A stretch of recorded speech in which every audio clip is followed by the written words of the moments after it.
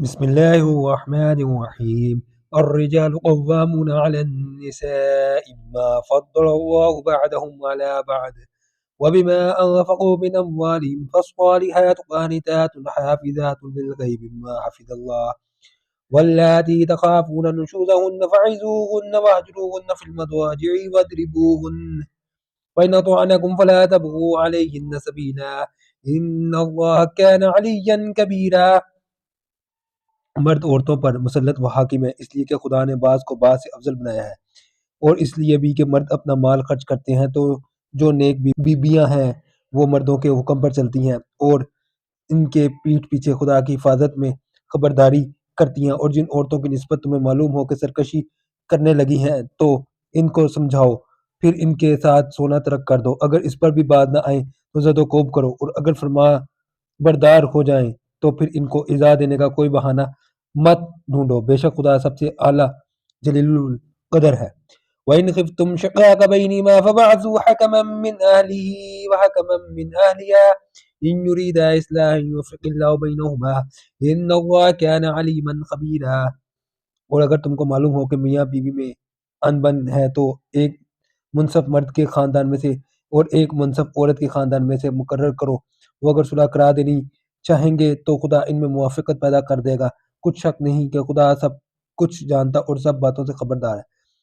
وَاعْبُدُوا اللَّهَ وَلَا تُشْرِكُوا بِهِ شَيْئًا وَبِالْوَالِدَيْنِ إِحْسَانًا وَبِذِي الْقُرْبَى وَالْيَتَامَى وَالْمَسَاكِينِ وَالْجَارِ ذِي الْقُرْبَى وَالْجَارِ ذِي الْجُنُبِ وَالصَّاحِبِ بِالْجَنبِ وَابْنِ السَّبِيلِ وَمَا مَلَكَتْ أَيْمَانُكُمْ إِنَّ اللَّهَ لَا يُحِبُّ مَنْ كَانَ مُخْتَالًا فَخُورًا۔ اور خدا ہی کی عبادت کرو اور اس کے ساتھ کسی چیز کو شریک نہ بناؤ، اور ماں باپ اور قرابت والوں اور یتیموں اور محتاجوں اور رشتہ داروں ہمسایوں اور اجنبی ہمسایوں اور رفقائے پہلو یعنی پاس بیٹھنے والوں اور مسافروں اور جو لوگ تمہارے قبضے میں ہوں سب کے ساتھ احسان کرو، کہ خدا احسان کرنے والوں کو دوست رکھتا ہے اور تکبر کرنے والے بڑائی مارنے والے کو دوست نہیں رکھتا۔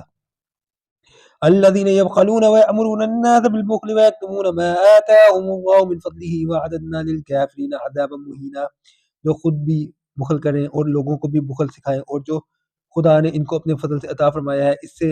چھپا چھپا کر رکھیں، اور ہم نے ناشکروں کے لیے ذلت کا عذاب تیار کر رکھا ہے۔ والذین ينفقون اموالهم رئاء الناس ولا يؤمنون بالله ولا باليوم الاخر ومن يكن الشیطان له قرینا فساء قرینا۔ وہ خرچ بھی کرے تو خدا کے لیے نہیں بلکہ خود لوگوں کے دکھانے کو، اور ایمان نہ خدا پر لائیں اور نہ روز آخرت پر، ایسے لوگوں کو ساتھی شیطان ہے، اور جس کا